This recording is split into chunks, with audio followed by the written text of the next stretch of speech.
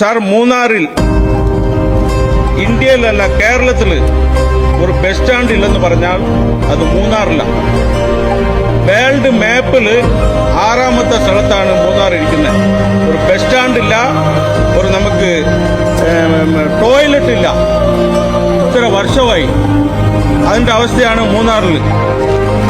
അതുപോലെ മൂന്നാറിൽ ട്രാഫിക്, ഇവിടെ ബഹുമാനപ്പെട്ട മുൻ മുഖ്യമന്ത്രി അവിടെ വന്നിട്ടുണ്ട്, മന്ത്രിമാർ വന്നിട്ടുണ്ട്, MLA മാർ വന്നിട്ടുണ്ട്. അത്ര ട്രാഫിക്കാണ്. 5 മണിക്കൂർ 6 മണിക്കൂർ ട്രാഫിക്കിലാണ് അവിടുത്തെ വരുന്ന ടൂറിസ്റ്റുകൾ ട്രാഫിക്കിൽ പെട്ടുപോകുന്നത്. അവിടെ മരണം ഈ ട്രാഫിക് കൊണ്ട് 3-4 മരണം ഇടയ്ക്ക് വണ്ടിയിൽ കടന്നു പോകാൻ വന്നപ്പം മരിച്ചു പോയ സാഹചര്യം അവിടെ ഉള്ളത് സാർ.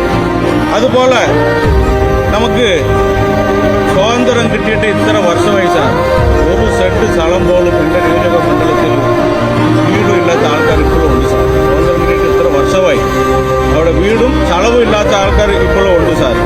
അവിടെ നല്ല ഒരു ആശുപത്രി പോകണമെങ്കിൽ 4 മണിക്കൂർ കടന്നു പോകണം. കോട്ടയത്തിന് പോകുന്ന വഴിക്ക് തന്നെ മരിച്ചുപോയ ആൾക്കാരുണ്ട് സാർ. അവിടെ ഒരു നല്ല ആശുപത്രി കൊണ്ടുവരണം.